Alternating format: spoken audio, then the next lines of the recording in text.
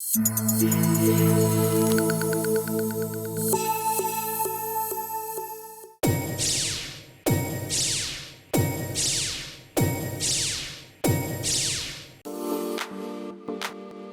noite, está no ar agora o programa Memórias.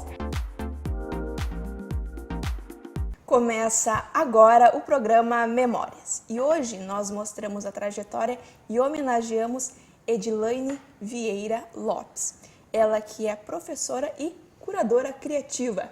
Isso!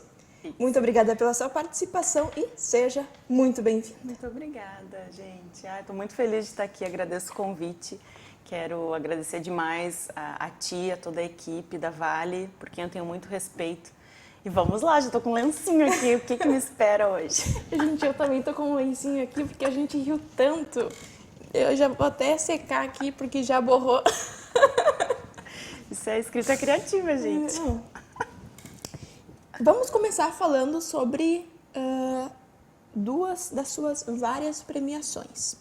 Uma foi em 2007, que é o prêmio da Academia Brasileira de Letras do Rio de Janeiro. Sim.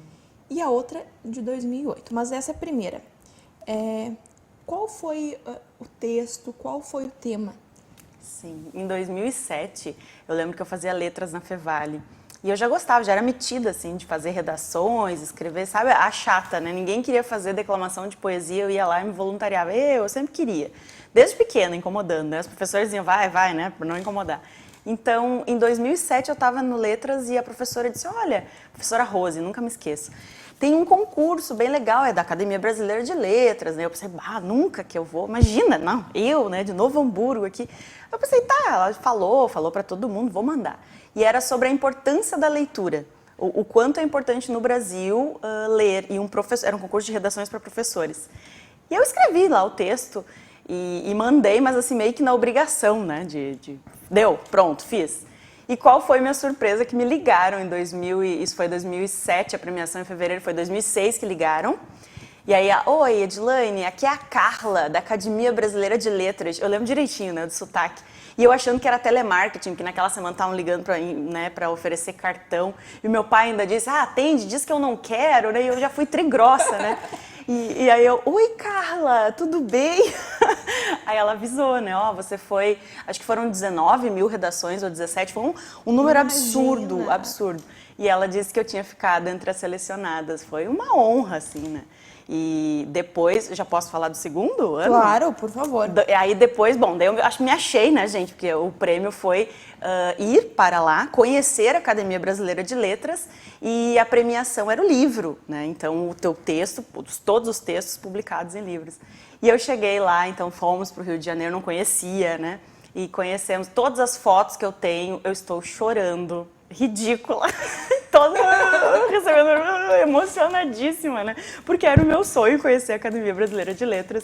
E depois, em 2000, aí eu fiz parte do grupo seleto, assim, dos premiados do ano, que recebiam aqueles e-mails, né, marketing, que na época não era comum, hoje em dia vai pro spam, né? Mas aí nós recebíamos, vai ter a segunda edição do concurso, vocês que participaram, enfim. E aí a segunda edição foi sobre Machado de Assis. Era 100 anos da morte do Machado de Assis. E eu lembro que eu pensei assim, agora que responsa, vou ter que escrever, né? Vou ter que mandar alguma coisa e me puxar. E foi selecionado, gente, eu não esperava. E aí foi um prêmio, assim, foram... eu não lembro o número, mas foi 30 mil redações, sabe? 30 mil inscritos. 100 selecionadas, né? Foram as 100. Do Rio Grande do Sul eu fui a única. Eu lembro que no voo, aí tinha escala ali, foi uma de Santa Catarina, uma do Paraná, e aí a gente ia se reunindo por região, né? E foi muito legal. E qual é a sensação de ter sido 2 vezes premiadas, 2 vezes consecutivas? Eu me achei, né? Na época eu me achava, eu dizia assim, ganhei a vida, zerei, né? Porque a Academia Brasileira de Letras era o sonho. Mas eu acho assim, é importante, todo concurso literário, eu nunca tinha me dado conta do quanto, agora como docente falando, né? Do quanto isso é importante, porque às vezes as pessoas só esperam uma oportunidade, sabe? As pessoas só querem um momento para mostrar, e eu não falo em talento, eu não acho assim que a minha redação foi, depois eu fico pensando, nossa, mas não estava tão maravilhosa, eu podia ter dado mais de mim, mas a oportunidade em si de sentar lá na cadeira que foi do Machado de Assis, sabe, de ver a biblioteca dos escritores, então eu acho que a educação é um pouco sobre isso, letras é isso, é sobre oportunidades, né? Então os concursos têm esse papel, eu acho que é bem fundamental. E aí para analisar agora, olhando para aquele texto e pensando, não, acho que não foi tão, né, tão bom, vamos dizer assim. Vamos dizer, um indicador do quanto a pessoa evoluiu. A gente vai ficando chata, né? Com a idade, vai ficando crítica. E nós somos os piores críticos de nós mesmos, né? O pior sabotador que tem é o nosso. Porque aí a gente acha que nunca está à altura do outro, né? E aí vai fazendo o quê? Vai escrevendo para a gaveta. E eu escrevia durante muito, como eu te falei, desde o fundamental, lá da segunda série, que a minha professora Sandra, lá na segunda série, dizia assim, eu falava, eu vou ser juíza, olha, metida, né? Eu vou ser juíza, na época das profissões e tal. E ela, eu acho que pode ser juíza, mas talvez tu vai ser professora ou escritora, porque tu escreve muito bem. E ali começou, sabe? Começou a ser plantada essa ideia, mas eu nunca cresci achando que eu escrevia bem. Era admitida mesmo, de ter coragem de publicar, de ter autoria. E eu acho que isso falta um pouco pra gente, essa vontade, essa coragem. Vai com medo mesmo e o não a gente já tem, né? Então o resto é lucro. Isso aqui é um programa também motivacional, gente. Coach. E aí, lá na infância, lá nas séries iniciais, e já queria ser juíza? Queria mandar, eu sempre gostei de mandar, né? Professor tem que gostar de mandar. Eu queria ser juíza e por um tempo até pensei sobre isso. Até os últimos 10 anos eu posso dizer que chegou um momento que eu disse, eu vou fazer direito, vou ser juíza. Eu queria ser juíza ou ambiental, essas causas animais, né?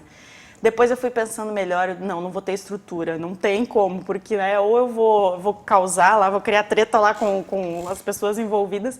E aí a gente acabou se dedicando, meu marido e eu, nós dois nos dedicamos à causa animal de outra forma, né?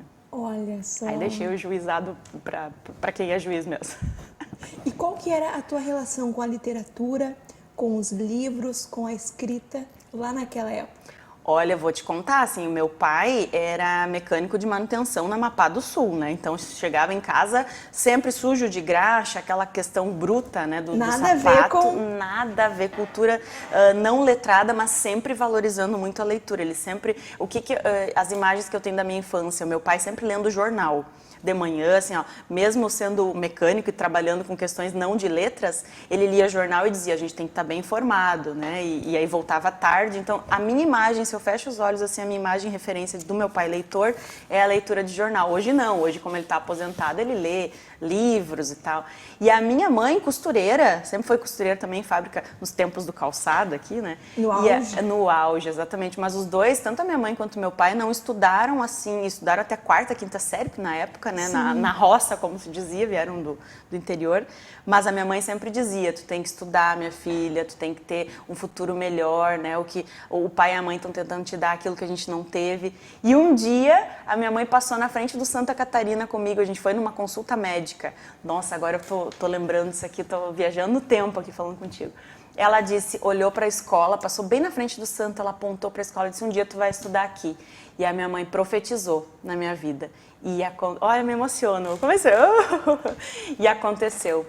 Eu fui para Santa Catarina e ali eu consegui realizar talvez o meu sonho das letras, porque eu já tinha começado no fundamental, escola pública, escola municipal, depois escola estadual, mas ali no Santa, com bolsa de estudos, eu consegui focar no meu estudo de magistério, ser professora, e obtive na Biblioteca do Santa, nas Irmãs, todo esse aporte literário do qual eu me abasteci para poder replicar em sala de aula. E, gente, eu perguntei qual que era a relação dela com os livros, com a literatura, com a escrita, enfim. E eu descobri, uma fonte muito confiável me passou uma informação de que Edilane Vieira Lopes, quando criança, gostava muito de gibi. Roda aí. Estou passando por aqui para te desejar um feliz aniversário, que será dia 30 de novembro. Para te dizer que eu te amo muito, viu, filha? Tu és luz, tu és sol. Tem muita coisa ainda para brilhar no teu caminho. Que Deus te ilumine e te proteja, hoje, amanhã e sempre. Te amo muito. Um beijo. Oh, meu Deus. Não faz isso, Patrícia.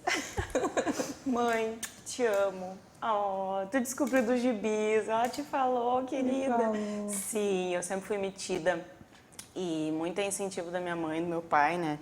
E eu lia gibis, eu meio que me alfabetizei em casa. Eu falei, né? Metida, eu queria ser juíza, né? E eu via meu pai lendo jornal e tal, me alfabetizei lendo gibis em casa. E a minha mãe disse que quando descobri a TV também, que era um santo remédio, não incomodava, né? Ficava na frente da TV olhando meus gibis, não queria guerra com ninguém. Então, a escrita criativa nasceu ali, eu acredito, né? Porque a gente tem a ideia de que literatura formada em letras é clássicos literários e tem que ter, né? Tem que ter esse acesso. Mas eu acho que essa questão de endeusar um gênero e, sei lá, profanar outro não combina. Tudo é leitura, né? Do gibi ao jornal, tudo deve ser retextualizado e pode criar laços afetivos na nossa vida de leitor. E por vezes, muitas pessoas, muitos adolescentes, crianças, enfim, não criam o hábito da leitura porque elas, vamos dizer, por vezes, por alguns professores, são obrigadas a ler esse livro. Exatamente. É isso, a gente não se dá conta como professor que isso mata, né? Eu, claro, tive essa experiência, tive uma família que, apesar de não ter tido acesso à educação formal, como eu tive, né? Me formei, doutorado e tal, eles sempre valorizaram, incentivaram. Tem crianças que infelizmente não têm e que a única fonte de contato é a escola. E a escola às vezes perde oportunidades, né, de fazer. E não é problema também só do professor, eu acredito que não adianta a gente colocar nos nossos colegas, né?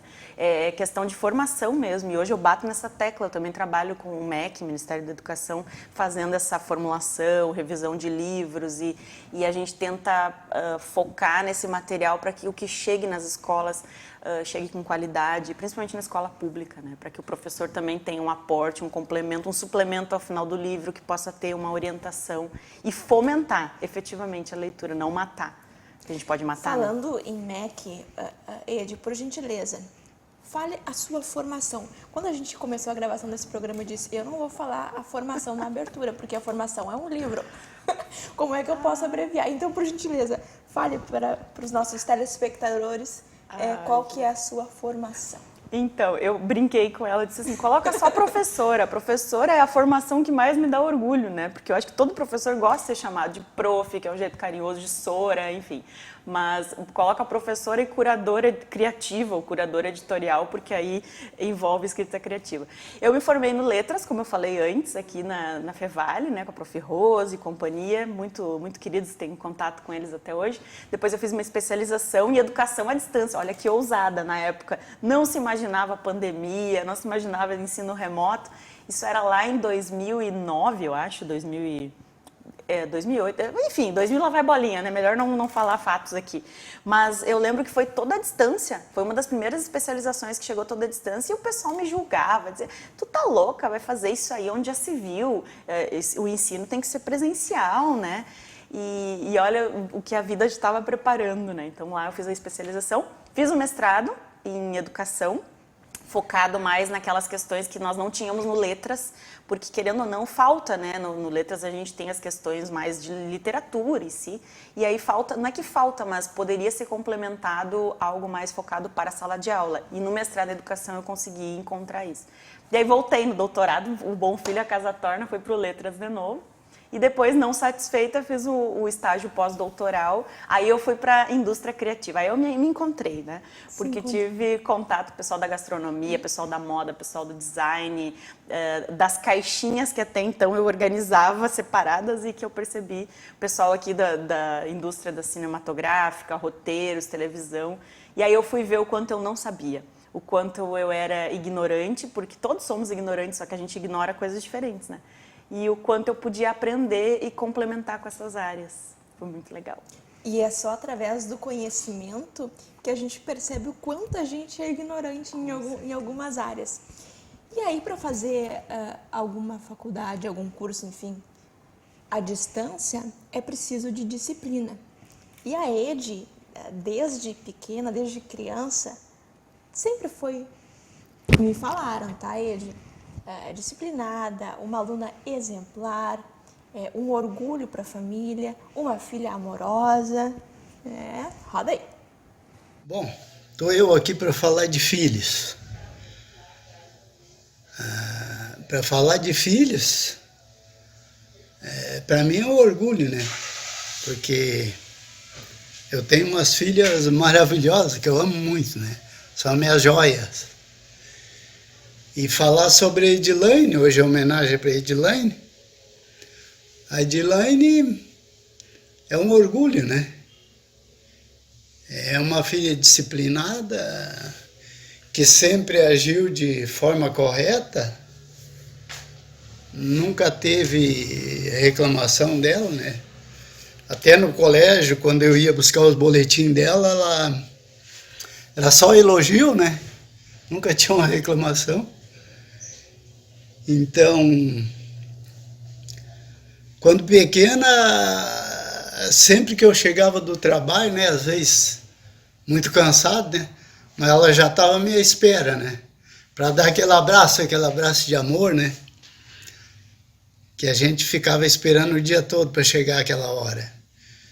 Então, depois, mais tarde, ela deitava no meu colo, vinha para o meu colo, ela dormia no colo, né? E aí deitava no meu ombro e eu ficava dançando com ela até ela dormir. Enquanto ela não dormisse, eu não podia parar de dançar. Às vezes eu já estava meio cansado, eu ia olhar para ver se ela estava dormindo, ela ainda estava acordada, e tinha que dançar mais um pouquinho, até ela pegar no sono. Depois eu levava para a cama, e ela tinha um costume de ter um lencinho, um pano velho, que ela ficava sempre passando no nariz com aquele paninho na mão, né? E então não dormia sem aquele paninho, aquele famoso paninho. E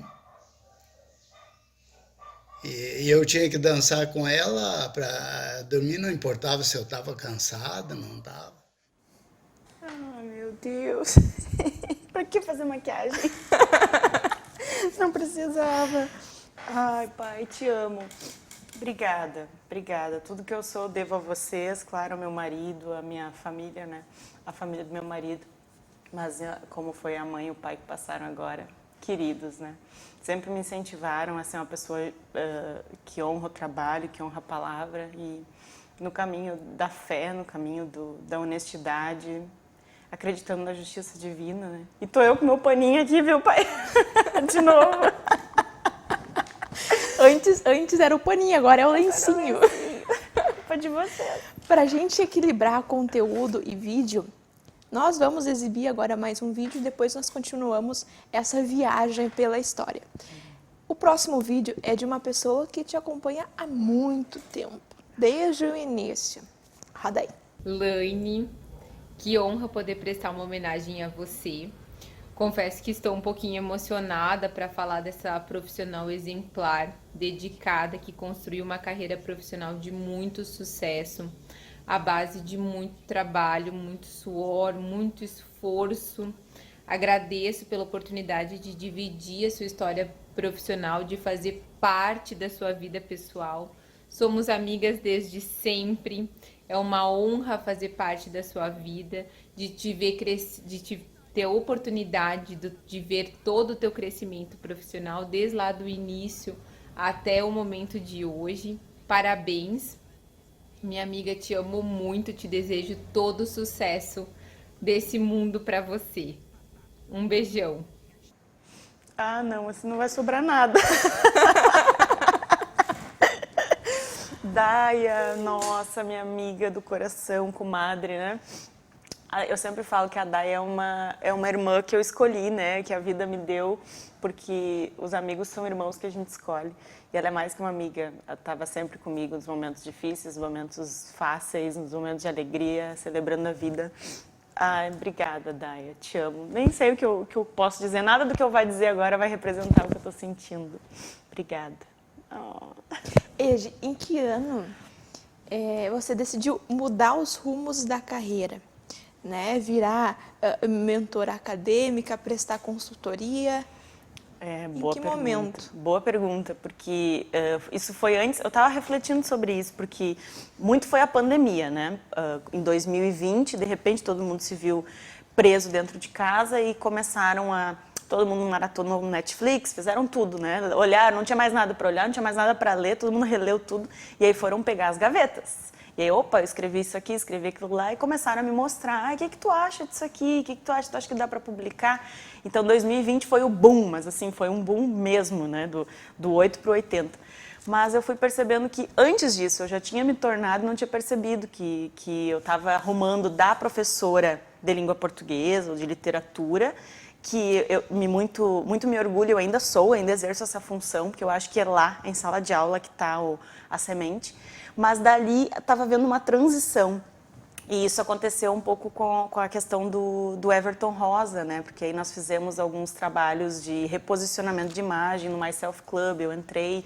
Quando eu comecei a trabalhar com a família Rosa, porque eu já dava aula para o Victor, e depois fui tendo contato com a Patrícia, com o Everton, e eles começaram a me dizer algumas coisas que eu não tinha percebido. Prof, você fala além disso, você fala além de sala de aula, o mundo precisa te ouvir, o mundo precisa. Só que até então, eu na minha pequenez, pensei, sala de aula, esse cara é louco, né? Imagina, né?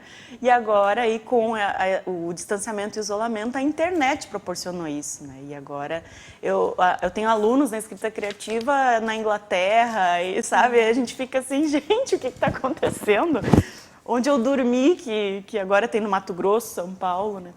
Falando em Everton Rosa, vamos falar sobre o livro Do Zero ao Infinito, Lições que Aprendi Fotografando Bilionários. Fala pra gente sobre esse projeto. Bom, é um projeto que muito me orgulha, na verdade, retomando ali desde 2017, quando nós começamos a trabalhar nessas ideias do Everton Rosa. Eu chamo ele de poeta, né? Porque amigo a gente pode chamar como quiser, meu poeta. Ele não se vê como poeta, por isso que ele é poeta. Poeta é aquele que não diz, não, eu não estou fazendo poesia, isso aqui não é poesia, né? Em 2017 ele começou a me dizer algumas coisas. Prof, eu tenho essas ideias aqui, só que ele tinha tantas ideias que faltava uma certa metodologia para colocá-las no papel. E aí eu percebi que tem muitos poetas, muitos Everton Rosas por aí, que tem muitas ideias boas, mas falta essa metodologia para colocar no papel. Então o que eu passei a fazer? Escrita criativa, que nada mais é transcrever as ideias. Eu não escrevi nada para o Everton, é tudo autoral, é tudo dele, e só ele pode colocar no papel. A única coisa que eu fazia era dialogar, porque é pelo diálogo, é pelo dialogismo, e escrever ou gravar as reuniões, e ali falando comigo ele se dava conta de algumas coisas e foi colocando os projetos. Então, Do Zero ao Infinito nasceu como Viva o Infinito, que ele dizia que todo mundo, ele diz isso, né? Que todo mundo tem o infinito em si, e todos nós temos o poder ilimitado de criar, a capacidade de criar, a capacidade da criação. E tem tudo a ver com criatividade, né? Então, com escrita criativa. E aí ele foi colocando as ideias no papel e nós fomos estruturando em capítulos. E aí saiu ano passado, em função da pandemia e tal, levou esse tempinho. Saiu pela editora Buzz, que é uma editora bem famosa, conhecida no Brasil. E foi para vários países, está sendo traduzido, eu acho. E esse ano, agora spoiler, nem sei se eu posso falar, poeta, te amo. O Everton Rosa, nós temos uma relação, a família Rosa é a minha família de muito amor e respeito. Ele está transcrevendo agora cada capítulo do Vivo Infinito, que virou Do Zero ao Infinito, que virou mentorias e tal, em 12 livros. Então, cada capítulo está virando. Isso é escrita criativa, é a gente pegar uma ideia e a gente, assim, eu faço 1%, nem 1%. As histórias estão nas pessoas, nós somos histórias ambulantes. E o cemitério, eu sempre falo, está cheio de sonhos enterrados, de histórias não contadas e livros. Então, um pouco da Edilane, curadoria criativa, um pouco não, 100%, nasceu aí dessa troca. Eu ajudei um pouquinho ele a estruturar isso e ele me ajudou muito a estruturar essas Edilanes outras que fazem parte do meu momento agora. E a Ed, ela presta consultoria para autores, revistas. Sim. E autores, revistas, Ministério, né? O Ministério editoras. de Educação, editoras. Quem procura, né? Quem vai procurar, opa, tu faz isso? Eu digo, faço, né? Eu tenho o costume, assim, de não dizer não. Claro, eu estou aprendendo a dizer não para algumas coisas, né? Não adianta a gente querer, né? Prestativa é um problema, porque a gente quer ajudar todo mundo. Mas Exato. Eu costumo dizer que nada é ruim. nenhuma ideia é ruim. Tudo dá para fazer, sabe? E é isso que é legal. Eu estou trabalhando agora com um autor de Brasília que está escrevendo livros, era para ser um livro, já está em 2 e agora ele já me mandou mensagem ontem que ele está com o 3º, de física quântica. E aí ele tá, imagina, e eu, gente, eu sou de letras, pelo amor de Deus, eu tô na física. Totalmente diferente. Totalmente. Eu tenho que pegar o livro, parar e ir lá no YouTube, experimento da dupla fenda, vamos ver o que é isso, né? Planck, quem foi Planck? Einstein a gente sabe um pouco, mas não sabe na essência. Então, isso que é legal na escrita criativa, a gente sai do campo do meu mundo de letras, e não estou falando que o mundo de letras é ruim, não é isso. A literatura, os clássicos, sempre vão ter um lugar no coração, mas tem um mundo muito vasto de criatividade a ser explorado. Cada consultoria é uma aula, vamos dizer assim. E eu recebo por isso, entendeu? É maravilhoso, eu aprendo. Adoro fazer isso. Nossa, e ainda só paga por isso, olha só. Exatamente. Agora eu tive Covid, né, há pouco tempo, e eu estava ajudando a Karina Bonner, que também é de Brasília, e ela está fazendo um projeto sobre alimentação intuitiva, de que o corpo tem memória, de que ela é contra dietas restritivas, e eu sou daquela, não, vou fazer dieta, vou ficar o dia todo sem comer, né, porque a gente tem essa ideia, essas objeções, né. E ela disse, não, o teu corpo sabe, sente, chega num nível de contato com o teu corpo. E eu pensava, não, mas essa mulher tá louca, não pode ser assim. E eu testei no Covid. Teve um dia lá que eu tinha vontade só de comer brócolis, porque a gente perde o gosto, não tem vontade de comer nada. E eu comi só brócolis, no outro só melancia, e eu dei o retorno para ela. E disse, realmente, a tua teoria funciona porque o nosso corpo, ele sabe do que ele precisa. É a gente que... E aí insiste a criança, tem que comer, insiste, né? Tem que comer uma massa, tem que comer arroz, feijão. Não, às vezes a criança quer comer tomate. Está comendo ali, né?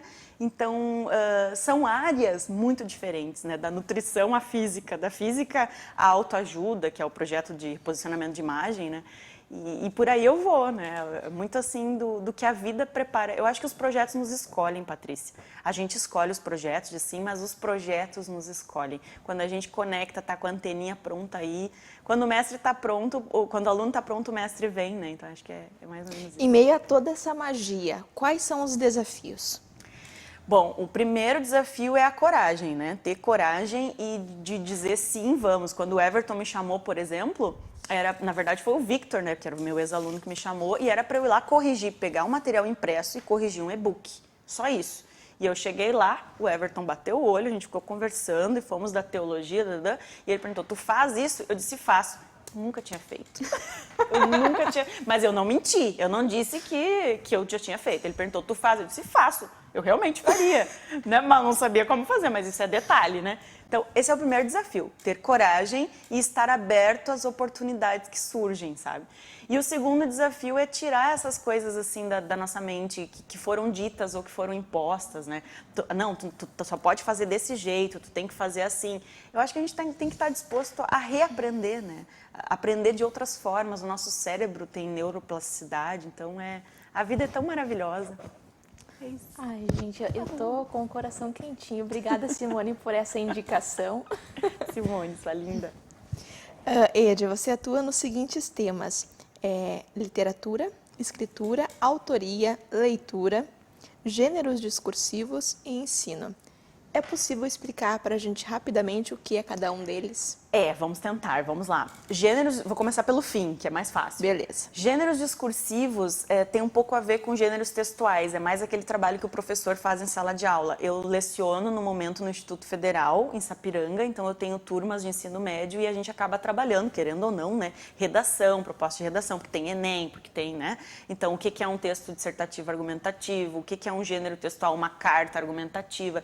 Os gêneros discursivos têm a relação com isso, mas tem relação com aquele texto sendo aplicado em algum momento de discurso, de ato de fala. Por exemplo, nós estamos aqui, né? Tu tens aí um roteiro, a equipe tem um roteiro a seguir, que é um gênero específico para a TV, para esse momento. Mas o gênero discursivo é aquele gênero sendo aplicado aqui, aproveitando os insights do momento, né? Vai ter edição, não vai, vamos fazer como se fosse ao vivo, não vamos, são combinações de acordo com o discurso, com o ato. Isso muito tem a ver com Bakhtin, que é um filósofo que me escolheu, que eu conheci, digamos assim, mais no mestrado e no doutorado, e acabei desenvolvendo aí questões de autoria. autoria é quando a gente escreve um texto ou fala, o texto pode ser falado aqui, eu estou num ato textual aqui, né, de discursivo. Quando tem autoria é assumir que é você naquele momento, se não eu, quem? E se não agora, quando? Né? Quem é que vai fazer isso por mim? Só eu que posso fazer. Ser autoral é isso, né? Uma redação do Enem, por exemplo, pode ser prejudicada se não tiver proposta de intervenção, se não tiver marcas de autoria do aluno se colocar no mundo. E isso tem a ver com, acho que tu falou em alteridade ou dialogismo ali, alteridade e dialogismo são questões em Bakhtin, na arquitetônica bakhtiniana, que dizem respeito ao outro. É muito menos sobre a Edilane, muito mais sobre a Patrícia. Então, às vezes, o não dito aqui na nossa conversa é o que está falando mais, porque não é sobre o que eu quero falar, é sobre o que eu preciso ouvir ou sobre o que tu está me perguntando, sobre o que tu gostaria de escutar. Né? Então, é incluir o outro no momento de comunicação. Acho que falei. Tá sensacional, maravilhoso. Uma pergunta, como é trabalhar a escrita criativa com adultos e trabalhar a escrita criativa com crianças e adolescentes? É muito diferente? Ah, excelente essa pergunta, eu amo. A criança, ela é naturalmente escrita criativa, né? Eu brinco que nós adultos vamos perdendo o jardim de infância, né? Tem livro, inclusive, Viva a Sua Vida como se todos os dias fossem um eterno jardim de infância. A criança, ela brinca, ela se suja, ela canta, ela pula, ela dança, ela não tem pudor nesse sentido, ela é muito pura para a arte. E nós vamos perdendo isso, a escola, o sistema, sei lá, a vida, a rotina. Então, trabalhar com o adulto é um pouco fazer isso, é resgatar aquela criança, fazer se sujar, pegar o giz, pegar e desenhar, pegar outros materiais, pegar o carvão e quebrar algumas objeções, né? Porque quem te disse que tu não pode ser criança de novo? Quem te disse que tu tem que fazer daquele jeito? Que um texto, ele só é texto quando tu senta na frente do computador e fica, vai cair uma luz divina agora e vou ter inspiração. Não é, porque o texto é corpo. O pincel é o nosso corpo, né? E escrever é pintar palavras, e a gente só pinta com o corpo e não com as mãozinhas. E aí, falando em escrita criativa, nós exibimos agora um depoimento de uma de suas alunas. Ai, meu Deus. Roda aí. Oi! Falar da Edi é a coisa mais fácil que existe na face da Terra. Porque ela é uma pessoa incrível, maravilhosa, fantástica, generosa. Ela é a musa das letras. Eu digo sempre que a Edi, ela é minha mãe. É isso aí. Ela é a mãe da Laila da escrita criativa. Ela conseguiu me resgatar. Ela conseguiu me tirar do fundo do poço, onde eu não via mais saída para nada. Minha autoestima estava assim, lá embaixo. E ela foi a primeira pessoa a acreditar em mim, inclusive antes de mim. Eu nunca na vida imaginei que eu pudesse estar falando no vídeo, escrevendo, conseguindo me expressar e conseguir ser tão feliz com as palavras. Então, Edi, meu bem, minha musa, minha mãe, eu te amo indo e vindo do infinito.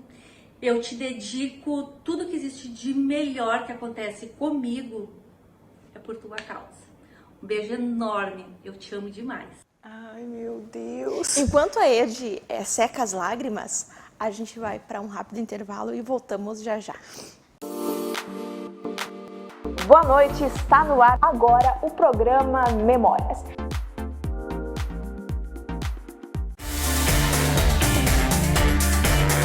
Garfão, restaurante, pizzaria e sushi. No almoço, maior buffet do Vale. À noite, combo com rodízio de pizzas, buffet de sushi, comidas quentes e refri liberado.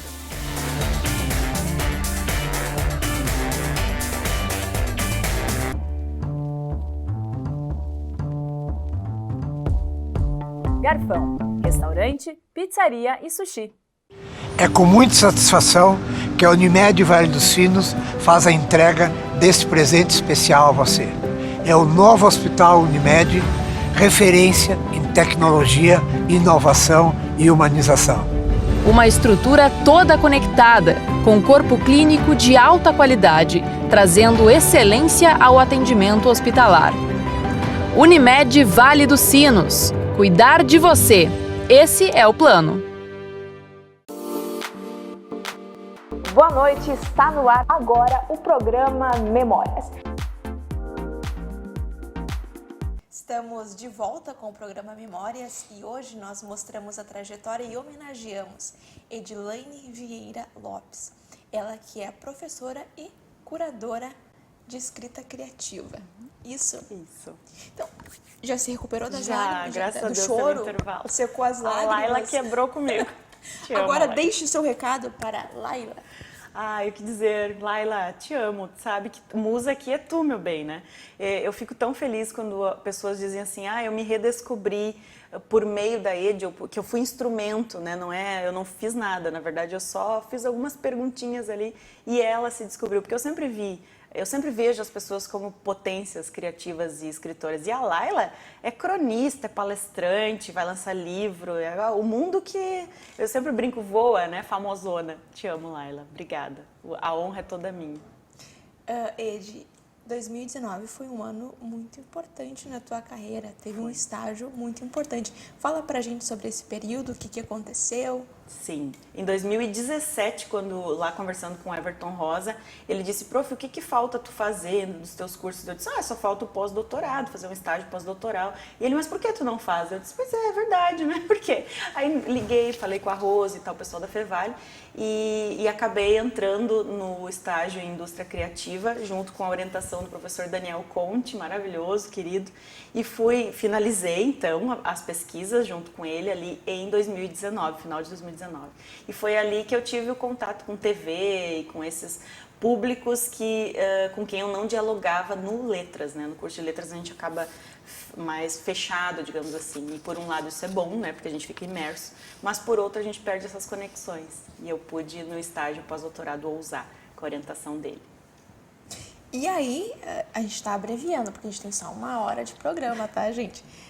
De 2009 a 2020, por exemplo, você focou também em outros projetos e também recebeu outros prêmios. Sim. Quais foram esses? Aí, dessa época da academia, pós-academia, que eu tinha ganhado 2 vezes e tal, eu disse assim, não, agora eu vou dar um tempo com a academia e vou tentar outros programas, né, outros projetos. E aí começamos o projeto de escrita criativa, que era presencial na época, e ao final de cada ano nós lançávamos, então, um livro, né, como a Alvales faz, né, porque eu também fazia parte da Alvales, você também, né? São os colegas. Diva. Então, lá na Alvales, com todos, a Renate, que está agora, e todos nós lançávamos essas coletâneas, essas antologias, e eu passei a organizá-las. Dessa época ali de 2009 até 2019, fiquei envolvida nesses projetos autorais, né? E também com inscrições em concursos, mas não focada assim em provar para mim mesmo, provar para os outros. Ali eu estava numa fase mais leve comigo, né? Mais no sentido, se eu quiser eu faço, se eu não quiser eu não faço, tá tudo bem, né? Não é nem literatura e nem língua portuguesa, é escrita criativa. Então tudo é bom e tudo... Universo, mande, né? Deus, tô pronta, mais ou menos assim. Foi muito bom. E aí, a Ed tem no total 12 livros. E nós temos 2 deles aqui. Dá pra focar aqui, gente? Ó, esse aqui é um. Qual é o primeiro, Ed? Esse aí foi... Esse é o primeiro? Esse que são todos meus, né? Os 2, no caso, são esses 2. Esse amarelo que você mostrou foi do mestrado, da dissertação. E aí tem esse. Esse foi do doutorado. Vamos abaixar aqui. A pessoa não aprendeu ainda a mostrar livro na TV. Vamos falar sobre cada um, Ed. Esse aqui, esse primeiro aqui. Esse amarelinho aí foi o lançamento na Fundação Sheffield, foi lindo, foi em 2014, maravilhoso. Foi um evento muito organizado, muito esperado, que é o primogênito. A gente fica, né, o meu momento. E foi a dissertação de mestrado que foi lançada pela editora Apres. E a provocação do título é: será que é tão difícil escrever? Né? E foi um ensaio entre a escrita e a escritura, que são termos de Roland Barthes. A escrita é aquele processo formal, acadêmico, que nós trabalhamos na escola, que deve ser trabalhado, não estou dizendo que não, que eu trabalho, inclusive. E a escritura é aquilo que vai além disso, que é a nossa vida. Por exemplo, quando alguém falece na família, né, agora no Covid e tal, eu passei por momentos de luto, eu perdi tios, perdemos pessoas. Então, existe um luto na escrita, que é velado, ninguém fala. Lacan, Freud, né, a psicolinguística estuda isso. Mas respeite o seu luto, respeite o seu momento. Tem momentos que você não vai escrever, você está escrevendo internamente e isso vai vir à tona, com a ajuda de terapia, se for o caso, né? Então, eu falo um pouquinho sobre isso. Né, que é difícil escrever quando... Spoiler, né? É difícil escrever quando a gente não está aberto a sentir o que o seu corpo está dizendo, o que o seu luto, né, os seus lutos.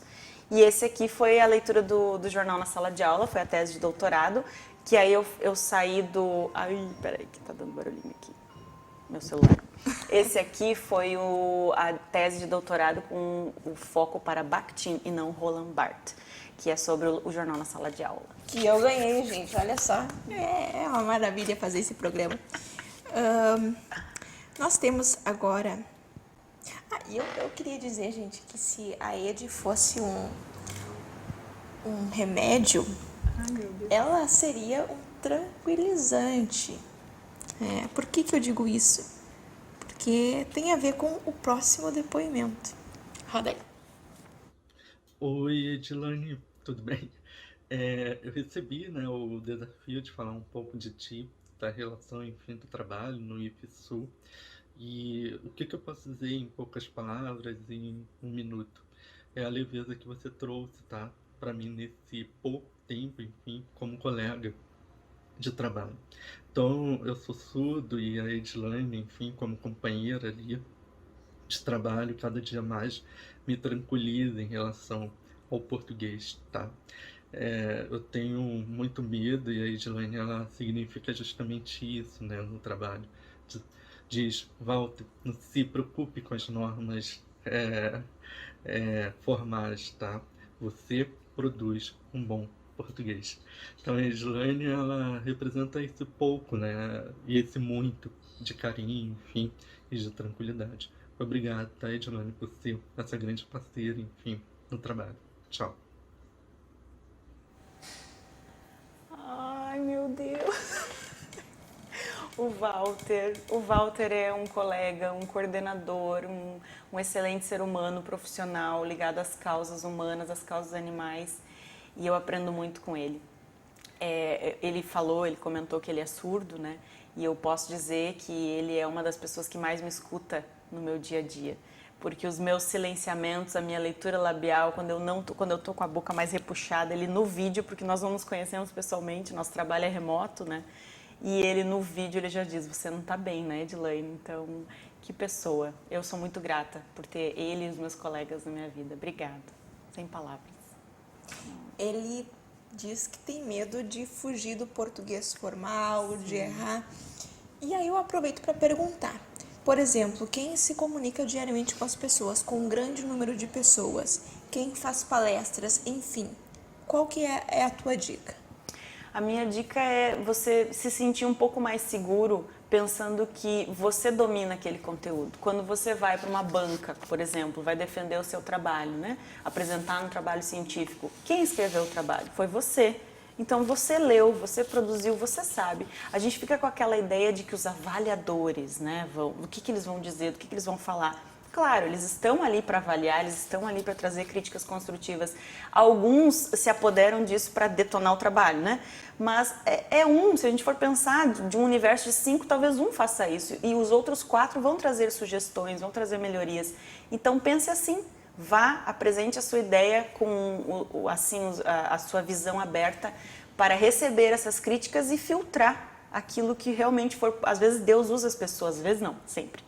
Deus usa as pessoas para falar aquilo que a gente precisa ouvir às vezes, mas talvez não como a gente gostaria, né? E outras vezes não, é um ruído na comunicação, deleta, releva, não leva a vida tão a sério. Acho que a gente leva tudo ao pé da letra, né? Então brinca um pouco, ri de ti mesmo, se errar, errou, todo mundo erra, né? Só não erra quem não faz, né? Exatamente. O negócio é rir de si antes que os outros... Exatamente. Né? Ou rir com os outros, né? Estão rindo de mim, vão rir junto, né? Exatamente. E acabou a risada. Fim de papo. Em 2020, a Casa Nuvem te fez um importante convite. Que convite foi esse? Eu fiquei muito emocionada porque eu recebi um e-mail, até achei que era fake, né? Porque a gente não está acostumado a receber isso. A professora Edilane, aqui é a Ângela, né, da Casa Nuvem de São Paulo, estamos programando uma pós-graduação para 2022, na verdade já começou, mas a minha disciplina seria em 2022. Nós compramos o seu livro lá em São Paulo, né, e achamos que tem tudo a ver o que você fala aqui com a disciplina tal, você gostaria? Eu fiquei assim, gente, de tudo aquilo eu li, compramos o seu livro, lemos o seu livro. Aquilo ficou, né? O quanto é impactante, né? A nossa função social, o quanto a gente tem que ser responsável e responsivo pelo que a gente escreve. E agora, em 2022, que já é ano que vem, meu Deus. Passa rápido. É muito rápido. Vai ser a minha disciplina na pós-graduação, que é sobre escrita como práticas de risco. Que escrever é arriscar-se. E que tá tudo bem, é assim mesmo para todo mundo. E aí, a Ed também é bolsista colaboradora da AEE, é isso assim que se fala? É, bolsista colaboradora do atendimento educacional especializado no IFSU. Por conta disso, o Walter é o meu coordenador, né? Por toda a expertise que ele tem na luta em prol das causas, né, de pessoas com necessidades ou pessoas deficientes. E ele, como surdo, está me ajudando muito nesse universo, para poder ajudar esses alunos que têm alguma necessidade educacional especializada. Eu ia te pedir para falar sobre essa fase, sobre esse trabalho, enfim, mas tem uma pessoa que eu acredito que possa falar com propriedade. Roda aí. Que alegria estar aqui hoje para fazer uma homenagem para essa pessoa tão linda que eu conheci há pouco tempo, mas que posso dizer, já sou muito apaixonada, amo muito o trabalho que ela faz e ela como pessoa também. Edilaine chegou nas nossas vidas, né, para trabalhar no IFSU como estagiária, como bolsista de AEE, né, trabalhando então com os nossos alunos com necessidades especiais, e tem se mostrado uma peça fundamental para o desenvolvimento do nosso trabalho lá. Mas a Edilaine não é só a profissional que trabalha com a AEE, ela é também agora professora de português e inglês, porque ela entrou também, né, no nosso quadro docente, na nossa seleção de substitutos, e nós ficamos muito felizes em poder contar com essa profissional tão capaz, com essa pessoa tão querida, que desenvolve um trabalho fenomenal, né, na nossa escola, no nosso campus, e que certamente faz toda a diferença, porque pessoas como a Edilaine contagiam as outras. Pessoas como a Edilaine fazem a gente ver que a educação transforma vidas e que realmente a gente pode acreditar num futuro melhor. Edilaine, é um prazer enorme te ter na minha vida, né? Como colega, como servidora do campus Sapiranga, né? E eu espero que a nossa amizade vá para além do profissionalismo, né? Mas que a gente consiga conviver por muitos anos juntas. Um beijão. Meu Deus, vocês stalkearam todo mundo.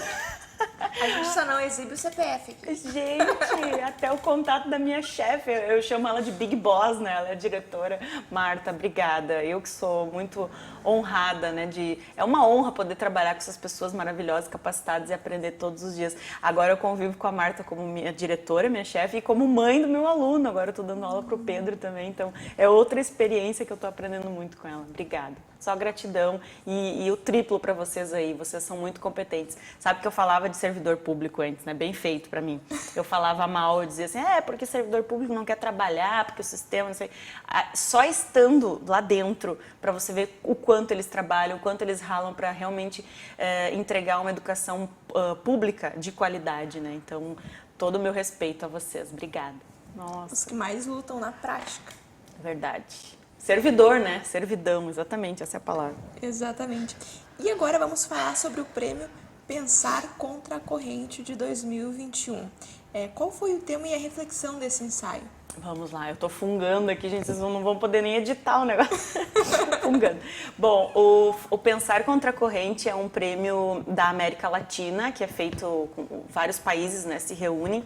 E eu já faz uns 4 ou 5 anos que eu mando pra lá, todos os anos. Esse aí é um que eu tô assim, ó, eu vou ganhar, eu vou conseguir o número 1. Porque a nível de, assim, América Latina, ele é importante porque ele tem esse viés de educação humanitária, sabe? Não é só Brasil. Os problemas na Argentina, os problemas nos países aqui, às vezes são os mesmos que os nossos. Isso nos traz indícios de que precisamos fazer algumas ações coletivas. E esse ano o meu trabalho ficou como menção honrosa, então já achei maravilhoso, né? Fui a única do Brasil, inclusive, falando sobre a importância da escrita criativa e de práticas inovadoras, que a gente fala em inovação e tal, e esquece que inovar às vezes é ler de outro jeito, usar uma estratégia de leitura, trabalhar um audiobook, por exemplo, numa sala de aula. Então foi mais ou menos sobre isso. Gente, depois de mostrar, nós estamos quase finalizando esse programa, mas tem muitos depoimentos aí. Ai, meu Deus. E ela é é linda por fora e maravilhosa por dentro. Tem uma pessoa que diz o seguinte: todo mundo deveria ter uma Ed em sua vida. Roda aí. Bom, falar da Ed é uma coisa muito difícil, porque ela é tão especial que não existem palavras para descrever ela. Mas vamos tentar. Ela, na minha vida, ela é uma irmã que Deus colocou no meu caminho, né? Ela não é de sangue, mas é de coração. Então, eu admiro ela é de uma inteligência, assim, e essa inteligência, com todos os títulos dela, ela é humilde, ela é linda por dentro, por fora, ela esteve comigo em todos os momentos, né? Os momentos felizes, a descoberta da minha gravidez, né? E o afilhado dela. E nos momentos tristes, ela que estava do meu lado, né? Que passou, assim, ela que estava aqui, foi a primeira pessoa a estar junto na notícia mais triste da minha vida, que foi o falecimento da minha mãe. E eu nunca vou ter como agradecer tudo que ela fez por mim. E tudo que ela faz, por ela estar na minha vida. Todo mundo deveria ter uma Ed em sua vida. Ela é muito especial, eu amo ela, minha família toda, e a gente quer ela para sempre perto da gente. É uma pessoa ímpar, maravilhosa. Ai, meu Deus. Consigo falar agora, Renata. Olha o que você fez comigo, Renata. Ai, comadre, eu chamo ela de comadre. Outra irmã que a vida me deu, né? Eu tenho duas irmãs, né? A Rosângela e a Simone. Eu convivo muito com a Simone, por questão dos afilhados também, o Theo e o Thor. Mas eu brinco que a Day e a Renata, elas são irmãs que a vida me deu, né? Que são irmãs para além do sangue e que me aturam, né? Me suportam e dizem que eu sou linda e maravilhosa com todos os defeitos, que eu sou chata também, né, gente? Essa parte é bonita, a gente não bota na TV. Te amo, Renata. Obrigada. Obrigada pela honra de ser dinda do Theo. Theozinho, querido. Oh. Quando uma pessoa consegue a admiração da sogra, quando a mulher, vamos dizer assim, consegue a admiração da sogra, ela tem um lugar reservadinho para ela no céu. E a Ed conseguiu isso, gente. Roda aí o próximo depoimento. Oi, Edilene. Eu gosto muito de você. Que tu é uma pessoa muito importante para mim, sempre cuidou de mim por causa da minha visão, e que tu tenha bastante sucesso na tua vida, e que eu te amo muito, e que Deus te abençoe sempre. E peço que continue a nossa amizade. Obrigada, dona Lisana. Amo a senhora muito, aprendo todos os dias. Eu moro com a minha sogra, né? E ela, por todas as questões de vida, assim, é uma história de vida muito triste, por um lado, porque ela teve vários desafios, perdas, né? E, ao mesmo tempo, assim, ela é deficiente visual, deficiente auditiva, fez recentemente tratamento para câncer de mama e é a pessoa que está sempre rindo. Sabe aquela pessoa de bom humor, assim? Que quando a gente vai reclamar da vida, a gente fica constrangida. Eu fico constrangida de reclamar da vida. Quando eu me pego reclamando, eu olho para ela sorrindo, me dizendo, calma, vai dar tudo certo, tô fazendo uma novena, Nossa Senhora do Caravaggio vai te ajudar, né? Então, é um exemplo de mulher, de fé, e que está sempre dobrando os joelhos em oração por nós, tanto ela quanto a minha mãe. Ela é minha segunda mãe, com certeza. Obrigada, te amo. Que lindo. A gente precisa de pessoas assim por perto. Com certeza. Especialmente agora. Nós esquecemos, nós não, eu esqueci, são muitos prêmios, de um que foi de 2006. Sim, da Fundação Telefônica. Esse foi o primeiro, digamos assim, foi antes da Academia Brasileira de Letras, mas é que a gente foi direto da academia, porque os da academia, né? O da Fundação Telefônica foi em São Paulo e foi um prêmio com causos, relatos de professores em sala de aula, e ali eu relatei um capítulo, que virou capítulo, sobre um aluno específico que apanhava da família, o pai era alcoólatra e tal, uma história bem triste no meu estágio do magistério, lá do Santa Catarina. E, não, ele era aluno da escola pública onde eu atuava e eu fiz o estágio pelo Santa Catarina. E ali foi publicado, então fui para São Paulo, conheci, foi publicado em forma de livro, foi muito legal a experiência também, bem legal. Egi, vamos falar sobre a consultoria, como funciona? Sim, no Centro Shirley Fleck nós temos projetos de imersão de escrita criativa que nós já tínhamos presencialmente. Então ali, quando era presencial, tínhamos uma vez por semana aula de escrita criativa. Eu trazia técnicas, né, e aí provocava o pessoal. E aí tinha desde do médico até o aluno de ensino médio, todo mundo junto ali, né, o fotógrafo e tal, e a gente trabalhava cada um dentro da sua realidade, a sua escrita criativa. Trazendo isso para o formato virtual, agora, com a pandemia, a diferença é que não se tem o espaço físico, o espaço é a internet, e cada um na sua casa, né, nos seus habitats, né, digamos assim, na sua rotina. Então eu coloco ali o tema, porque o professor adora tema, então tem que ter tema, né? Coloco o tema, o aluno desenvolve, faz fotografia, coloca lá no grupo do WhatsApp, a gente vai interagindo, grava vídeo, entra ao vivo na aula e por aí vai. Então a imersão é uma das formas de consultoria. O que acontece? Faz de conta que a Patrícia está na minha turma, tá? De imersão. A Patrícia produziu um ano todo comigo. Ela não vai guardar nas gavetas o que ela produziu, até porque é isso que eu luto contra a vida toda. Então, o que ela faz? Chega um momento que ela diz, Ed, eu quero publicar, ou tu me ajuda? Aí a gente marca um horário específico com a Patrícia para ver dentro do projeto, do que ela quer fazer, que foi o caso da Laila, né, e tal. E a partir disso a gente organiza a mentoria, que a mentoria é além de um curso, é o fazer junto, né? Eu estou junto vendo você fazer e aplicar. Mais ou menos isso. Nós exibimos agora aí o depoimento de uma pessoa que disse o seguinte: ninguém mais do que eu quer deixar esse depoimento. Eita. Por último, esse é o último. Acho que eu sei quem é. Por último e não menos importante. Escorpião. Roda aí. Oi. Bem, estou aqui para falar uma pessoa muito especial na minha vida, que é a Edilane, minha esposa, ou melhor dizendo, a Laine, meu amor. Pessoa especial, a gente se conhece já há um bocado de tempo. Nós estamos juntos há 21 anos e nos vemos todos os dias. Já fazem 21 anos se vendo todos os dias, é porque há muito amor, muito respeito, muita fidelidade, muita companheirismo, porque nós éramos os melhores amigos e nos tornamos marido e mulher. É uma história linda, né? Que com uma pessoa muito especial, que é você, amor. Estou muito feliz de estar aqui e poder falar o quanto especial tu é para mim e para várias outras pessoas também. Porque, para quem não sabe, a Laine, ela é uma pessoa que não mede esforços para tirar dela, para dar para o próximo.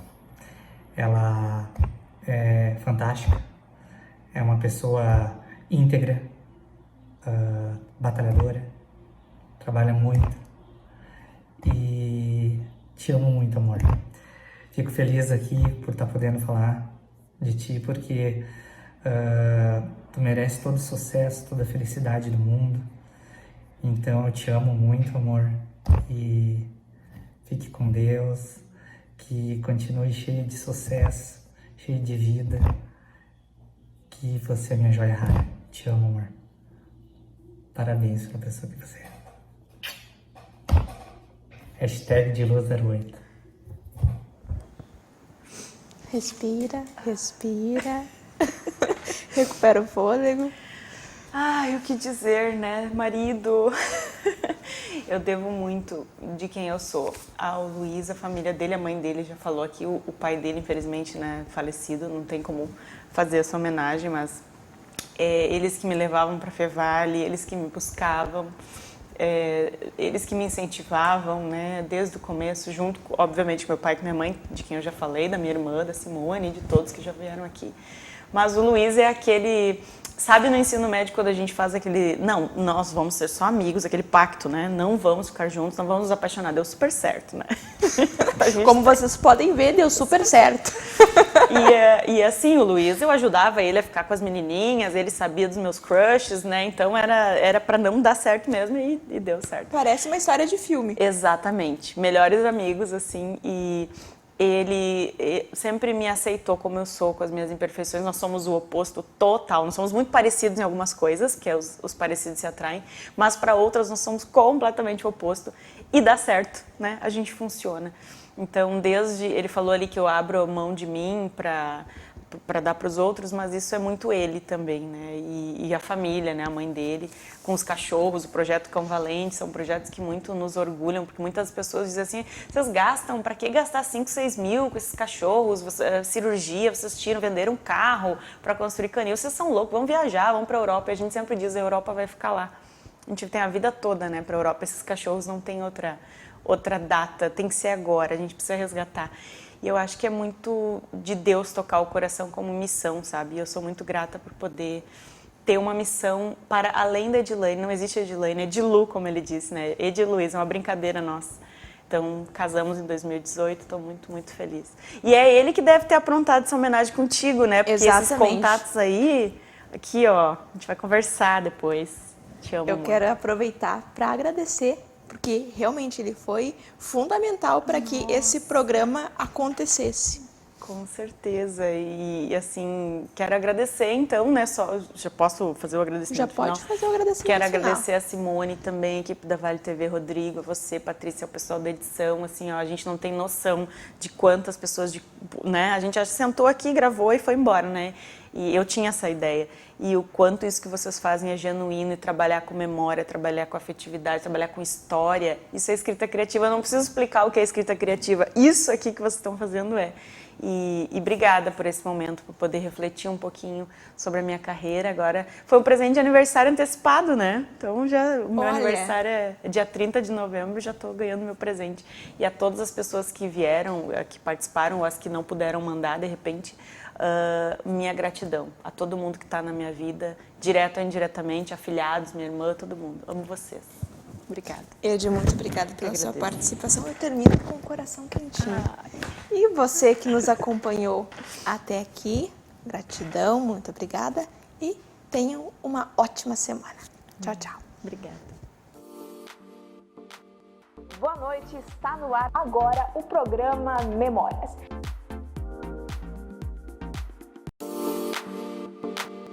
Boa noite, está no ar agora o programa Memórias.